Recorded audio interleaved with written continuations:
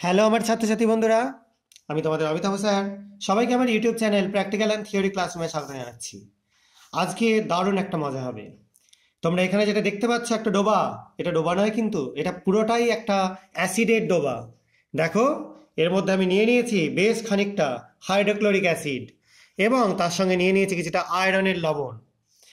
এবার এই ডোবাতে মানুষকে আমরা সাঁতার কাটাবো, সেই জন্য তাদের গা পরিষ্কার করার জন্য নিয়ে নিচ্ছি কিছুটা লিকুইড সোপ। দিয়ে দিলাম এই সমুদ্রের মধ্যে।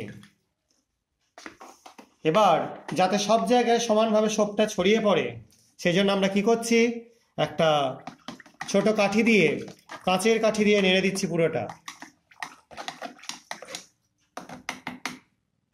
তোমরা কি ভাবছো এটা হলুদ গোলা জল বা কিছু আছে? দেখো, একটা পিএইচ পেপার দেখতে পাচ্ছ, চুবিয়ে দিলাম এর মধ্যে, কি হয়ে গেছে? লাল। তারপরে নিশ্চয়ই বুঝতে পারছো যে এর মধ্যে অ্যাসিড আছে। এবার আমরা একটা কাগজের নৌকা তৈরি করে ফেলবো। এই নৌকা করে আমরা মানুষকে ভাসাবো এই পুকুরটার মধ্যে, ডোবাটার মধ্যে। খুব তাড়াতাড়ি তৈরি করছি, একদম হালকা একটা নৌকা তৈরি করে দিচ্ছি। তোমরা সবাই নিশ্চয়ই ছোটবেলায় এরকম কাগজের নৌকা তৈরি করেছো। দেখো,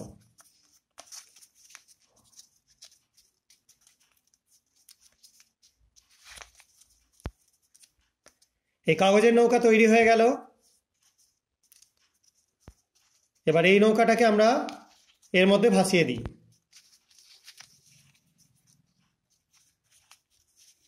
জানি না কতটা ভাসবে। দেখো, নৌকা ভেসে গেছে। এবার আমরা এই জলের মধ্যে একটু রক্ত মিশিয়ে দিচ্ছি।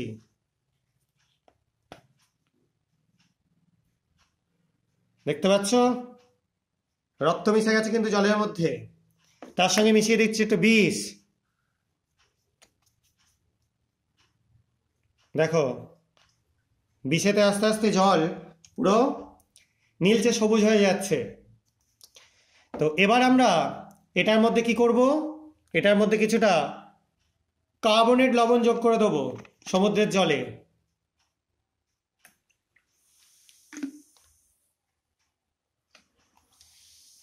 দেখো, জল একদম পুরো রক্তারক্তি হয়ে গেছে, বিষে ছড়িয়ে গিয়েছে। এবার আমরা একটা মোমবাতি নিয়ে এই সমুদ্রের লবণের মধ্যে ধরবো, জলের মধ্যে।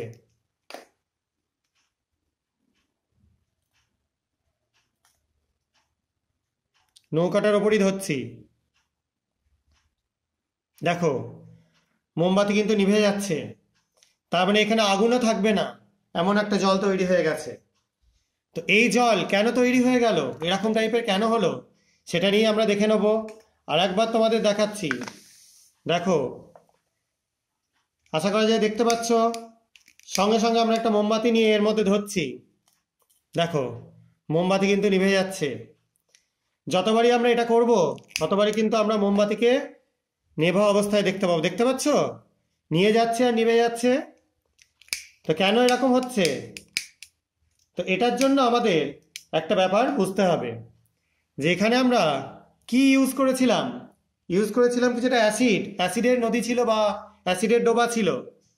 তার মধ্যে নৌকাই ভাসাই যাই ভাসাই, সেই ডোবার মধ্যে আমরা দিয়েছিলাম কি, এদিক থেকে আয়রনের একটা লবণও ছিল, এদিক থেকে দিয়েছিলাম কি, একটা থায়োসায়ানেট দ্রবণ, অ্যামোনিয়াম থায়োসায়ানেট, যার জন্য লাল হয়ে যাচ্ছিল রক্তের মতো। আর এধার থেকে দিয়েছিলাম কি, পটাশিয়াম ফেরোসায়ানাইড, যার জন্য বিষের মতো হয়ে যাচ্ছিল নীলাভ সবুজ। আর মাঝখানে নৌকা ডুবে গেল, এবং আমরা যখনই একটা মোমবাতি নিয়ে এখানে ধরছি তখনই এটা নিভে যাচ্ছে। কেন নিভে যাচ্ছে আবারও দেখে নাও। দেখতে পাচ্ছ, ডোবানোর মানে কাছে নিয়ে যাওয়ার সঙ্গে সঙ্গে নিভে যাচ্ছে, কারণ এখান থেকে কন্টিনিউ উঠছে এখন কার্বন ডাই অক্সাইড।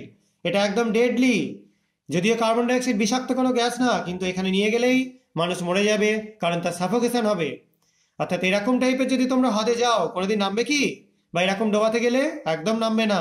কারণ কার্বন ডাই অক্সাইড আমাদের শরীরে ঢুকে গেলে আমরা কিন্তু বেশিক্ষণ বাঁচতে পারবো না। কারণ যখনই অক্সিজেনের পরিমাণ কমে যাবে, এখানে তো দেখতেই পাচ্ছ আর অক্সিজেন নেই, পুরোটাই কার্বন ডাই অক্সাইড হয়ে গেছে। প্রথমবার মোমবাতি কিন্তু অনেক দূর নিভেছিল, এই জ্বলছিল, কিন্তু এখন দেওয়ার সঙ্গে সঙ্গে নিভে যাচ্ছে, কারণ এই কার্বন ডাই অক্সাইডের জন্য। আমরা যখনই এটাকে নিয়ে যাচ্ছি, দেখো কাছে নিয়ে যাওয়ার সঙ্গে সঙ্গে ফ্লেমটা নিভে যাচ্ছে।